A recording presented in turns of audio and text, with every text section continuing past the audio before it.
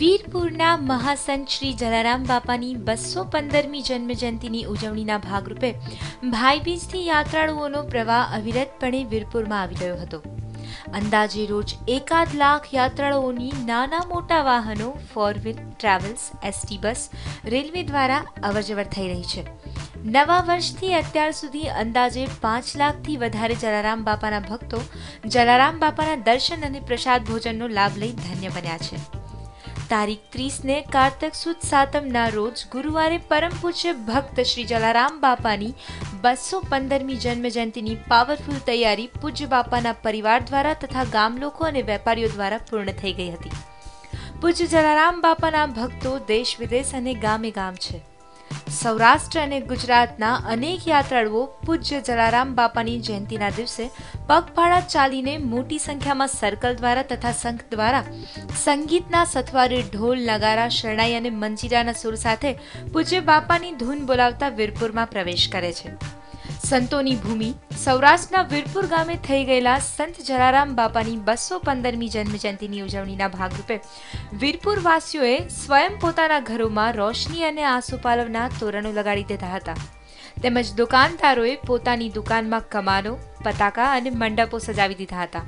ઉપરાંત વીરપુરના દરેક ઘરોમાં જલારામ જયંતિના દિવસે જાણે દિવાળી આવી હોય તેમ ઘર આંગણે જલા બાપાની રંગોળી ચિતરવામાં આવી હતી। સુરતથી આવીએ છીએ। બધા જે યુવાનો છે અમારા જે ગ્રુપના જોગી જલારામ ગ્રુપના યુવાનો છે તે અમે કમસે કમ 15 થી 16 વર્ષથી આવે છે। પહેલાં અમારા યુવાનો આવતા હતા કે અમારા વડીલો એ લોકો આવતા હતા। એની પ્રથા અમે અત્યારે ચાલી રહ્યા છે ને અમે બી સુરતથી વીરપુર આવી રહ્યા છે। જેમ કે જલારામ બાપાની એટલી શ્રદ્ધા અમારામાં છે તે રીતે અમે વીરપુર આવીએ છીએ ને અમને બધી આફતો બી આવે છે ને એ જલારામ બાપા સારી રીતે અમને બધું પૂરું પાડે છે। એ માટે અમે સુરતથી વીરપુર બી આવીએ છીએ ને સાયકલ ઉપર આવીએ છીએ। એ પરથી અમારા ગામથી ગભેણી ગામથી સુરતના પદયાત્રી પણ આવે છે। આજે સંત શ્રી જલારામ બાપાની 215મી જન્મ જયંતિ છે અને આ 215મી જન્મ જયંતિ નિમિત્તે અમે સુરતથી મારા પરિવાર સાથે હું અહીંયા જન્મ જયંતિ મનાવવા આવી છું। અને તમે જોશો તો આજે જન્મ જયંતિ દિવસે તમને દિવાળી જેવો પર્વ, ઉત્સાહ અને માહોલ જોવા મળશે અને અમને ખૂબ આનંદ થાય છે। અને મેં મારા જીવનમાં પણ અને મારી પરિવારમાં બાપાના પરચાઓ ખૂબ જોયા છે અને તમે આજે વીરપુરમાં આવશો તો તમને જોવા મળશે કે દિવાળી જેવો માહોલ છે, ઘરે ઘરે દીવાઓ છે, રંગોળી છે અને એટલો ઉત્સાહ અને આનંદ છે કે તમે આ ઉત્સાહ અને આનંદમાં ખોવાઈ જશો। અને આ દિવાળીનું વર્ષ એટલું સુંદર અને મજાનું છે કે તમને ભાવ વિભોર તમે થઈ જશો। તમને બાપાની એક અનોખી સહાનુભૂતિ અહીંયા તમને જોવા મળશે। દેને કો ટુકડા ભલા ઓર લેને કો હરિ નામ એ મંત્ર સાથે જપો નામ જલિયાણનું કરે પાપનો નાશ। કર જોડી મોહન કહે તમે રાખો દ્રઢ વિશ્વાસ। એ જોગી જલિયાણની જોગી જલારામ બાપાની જન્મ જયંતિ આવતીકાલે વીરપુરમાં ઉજવણી થવાની હોય ત્યારે સમસ્ત વીરપુર ગ્રામ તેમજ વિશ્વ વંદનીય સંતના દર્શનાર્થે લાખો ભાવિકોનો પ્રવાહ અત્યારે વીરપુર તરફ આવવા રવાના થયો છે અને આવતીકાલે આ સંત શિરોમણી જલારામ બાપાના દર્શન કરી અને પોતાના પરિવારને અને પોતાને સુખ, શાંતિ અને સમૃદ્ધિ મળે એવી પ્રાર્થના કરશે। કારણ કે ધજા ફરકે ધર્મની અને ગામ છે ગોકુળિયું, પનિહારી થઈને ગંગા યમુના જ્યાં ભરે છે ગોળિયું, કઠણિયા કલિકાળમાં ઠરવાનું હાચું ઠામ છે, ધન ધન ભૂમિ વીરપુરની જ્યાં સંત શ્રી જલિયાણ છે। વીરપુરની અંદર બાપાની જન્મ જયંતિ 215મી જન્મ જયંતિ ઉજવીએ છીએ। દરેક વેપારી મિત્ર બધા સાથે મળીને ઉજવીએ છીએ અને બાપાની દયાથી બહુ જ સારું અહીંયા બધું ધંધા રોજગાર બધી બાપાની દયાથી બહુ સારું ચાલે છે અને દેશ વિદેશી યાત્રિકો બધા આવે છે અને સુરતથી ને બધા ચાલીને પગપાળા પણ ઘણા બધા લોકો આવે છે અને બધા વેપારી મિત્ર મંડળ સાથે મળીને 215મી જન્મ જયંતિ ઉજવી અને 20 કિલોની બાપાની કેક કાપી છીએ અમે અહીંયા। આજે વીરપુરમાં પૂજ્ય જલારામ બાપાની જન્મ જયંતિ છે।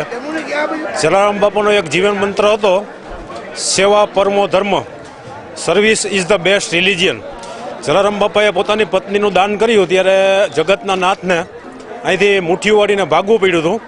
અહીંયા તમે મંદિરની અંદર જાશો એટલે તમને મોટા બગીચાઓ કે મોટા ઝુમ્મરો કે મોટા મહેલો કે મોટા ભવનો નહીં દેખાય, પરંતુ વીરપુરનો રોટલો મોટો છે, જ્યાં ટુકડો ત્યાં પ્રભુ ટુકડો એ જલારામ બાપાનું સૂત્ર હતું અને એક સાખી છે જલારામ બાપાની, રામ નામ મેં લીન હે દેખત સબ મેં રામ, તાકે પદ વંદન કરું જય જય જલારામ। જલારામ બાપાએ મનુષ્ય માત્રમાં રામ જોયો છે, દેખત સબ મેં રામ। મનુષ્ય માત્રમાં રામ જોવો બહુ અઘરો છે અને જલારામ બાપાનો ટુકડો બહુ મોટો છે. જય જલારામ. અમારા ગામમાં જલારામ બાપાની 215મી જન્મ જયંતિ નિમિત્તે ઘરે ઘરે રંગોળી થાય છે અને ગામે ગામેથી ભક્તજનો આવે છે અને ભાવથી જલારામ બાપાના દર્શન કરે છે અને તેની પ્રસાદી લે છે અને ગામમાં જાણે કે એક મેળો ઉમટી પડ્યો હોય તેવી રીતના ભક્તજનો આવે છે. આજે વીરપુરમાં ભવ્ય ઉજવણી થઈ રહી છે. જલારામ બાપાની 215મી જન્મ જયંતિ નિમિત્તે આ માહોલ છે અને લાખો યાત્રાળુઓ પદયાત્રીઓ આવી રહ્યા છે. આરતી, ભજન અને ભોજનનો ત્રિવેણી સંગમ છે. દરેક ગેસ્ટ હાઉસ અને ધર્મશાળા હાઉસફુલ દેખાય છે. બાપાની પ્રસાદમાં પણ માણસોની લાઈનો લાગેલી છે અને દરેક ખાતા દ્વારા સુંદર વ્યવસ્થા પણ કરવામાં આવી રહી છે. ટ્રાફિકની પણ સુંદર વ્યવસ્થા અને ગ્રામ પંચાયત દ્વારા સફાઈ અભિયાન પણ હાથ ધરવામાં આવેલું હતું અને જલારામ બાપાના ભક્તો શ્રદ્ધાપૂર્વક ચોથા રાસવે રડીને માનતા પૂરી કરતા દેખાતા હતા અને જલારામ બાપાને ટુકડો ત્યાં હારી ટુકડો એ ચરિતાર્થ કરે છે અને એકમાત્ર વિશ્વનું મંદિર એવું છે કે જ્યાં કાંઈ લેવામાં ના આવતું હોય અને બાપા તમે જમીન જાઓ, બાપા તમે જમીન જાઓ.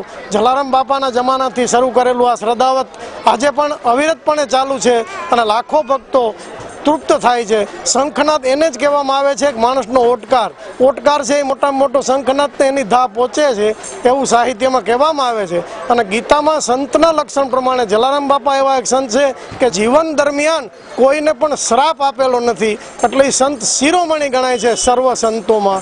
એટલા જ માટે જલારામ બાપુનું નામ ઉજ્જવળ છે અને રઘુવંશીઓ સાથે દુનિયાની દરેક પબ્લિક દેશ અને દુનિયામાંથી આજે જલારામ બાપાની માનતા માનીને વીરપુર આવી રહ્યા છે. જય જલારામ. અમે બરોડાથી આવીએ છીએ અને દર વર્ષે અહીંયા જલારામ બાપાનું બહુ સત છે એટલે દર વર્ષે જલારામ જયંતિના નિમિત્તે અહીંયા લાખો પબ્લિકો, કરોડો પબ્લિક અહીંયા જલારામ જયંતિના દિવસે દર્શન કરવા આવતી હોય છે અને એ બધાની મનોકામના પૂર્ણ ભગવાન કરતા જ હોય છે. જલારામ બાપા બેઠા જ છે પૂરી કરવા માટે. અમારી આ બેબી બી અમે તો અહીંયા 5 પૂનમો ભરી છે એના પછી જ રહી છે એવું છે એટલે અમે જલારામ બાપાને અહીંયા બહુ દિલથી દર્શન કરવા આવીએ છીએ અને દર વર્ષે મારા સસરા જ અહીંયા દર્શન કરવા આવતા હોય છે પણ આ વર્ષે અમે આવ્યા છે.